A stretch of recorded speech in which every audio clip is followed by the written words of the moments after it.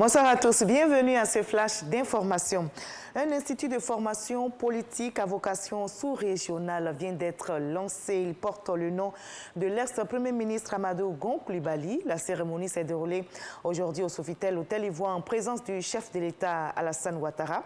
C'est une initiative du ministère de la Promotion de la Jeunesse qui vise donc à immortaliser la mémoire de l'ancien chef du gouvernement, mort à la tâche, à pérenniser et promouvoir ses valeurs. L'Institut contribuera donc à la formation des jeunes, notamment dans le domaine de la politique. Nous écoutons un extrait de l'intervention du ministre d'État, secrétaire général de la présidence de la République, Patrick Achi. Excellence, Monsieur le Président de la République, permettez-moi, en notre nom à tous, de vous remercier d'honorer cette cérémonie de votre digne présence et de venir symboliser par là même toute l'importance que vous avez toujours accordée à l'éducation et à la formation de la jeunesse comme des élites gouvernantes, en ce qu'elles sont les atouts déterminants de la vitesse de développement d'un pays. Comme Nelson Mandela, vous dites souvent que l'éducation est bien la plus puissante arme que nous pouvons utiliser pour changer le monde.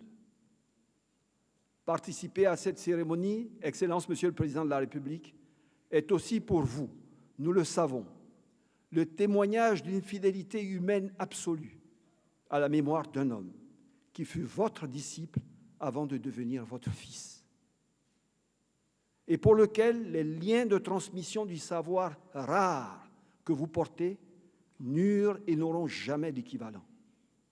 C'est aussi cette œuvre unique de formation que vous avez accomplie avec un homme pendant plus de 3 décennies que nous célébrons aujourd'hui et qui sera comme prolongée demain au travers de la vie active de l'Institut de formation politique Amadou Gon Coulibaly. 3 acteurs du monde culturel ont été reçus et félicités aujourd'hui par la première dame Dominique Ouattara. Il s'agit des acteurs Michel Gou, Brigitte Bleu et du parolier Bomou Mamadou.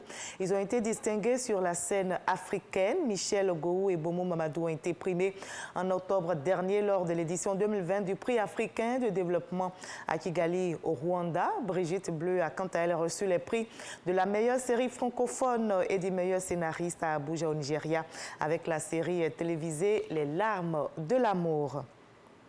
Et au plan sanitaire, on ne baisse pas la garde contre le coronavirus. Le ministre de la Santé et de l'Hygiène publique vient de tenir une conférence de presse. Il réitère son appel au respect des gestes barrières face à un virus qui circule toujours. La Côte d'Ivoire a enregistré du 29 décembre 2020 au 7 janvier 2021 997 nouveaux cas de Covid-19 face donc à l'augmentation du nombre de cas positifs.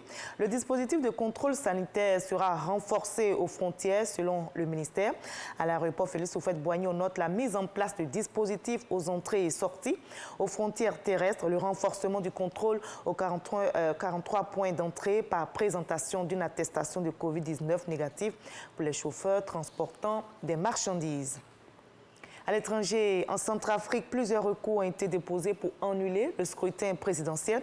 Au total, 3 recours ont été déposés auprès de la Cour constitutionnelle, 2 au nom des candidats de l'opposition et un 3e au nom de 10 candidats. Tous dénoncent des irrégularités, notamment la disparition de bulletins de vote, l'intimidation et achat de vote.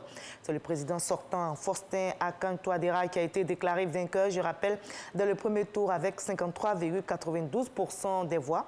Des résultats provisoires qui doivent être validés par la Cour constitutionnelle au plus tard le 19 janvier prochain.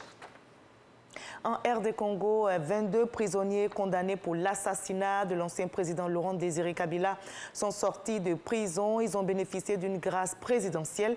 L'ancien chef de l'État et père de Joseph Kabila avait été assassiné le 16 janvier 2001, il y a presque 20 ans. La libération donc des prisonniers graciés par le président actuel, Félix Tshisekedi, intervient à quelques jours seulement de la date anniversaire de la mort de Laurent Désiré Kabila, le 16 janvier 2001. On va se retrouver à 20h pour la grande édition juste après ce Flash Info. Suivez l'info régionale pour voir toutes les nouvelles de nos régions ici en Côte d'Ivoire. Je vous retrouve avec plaisir tout à l'heure à 20h.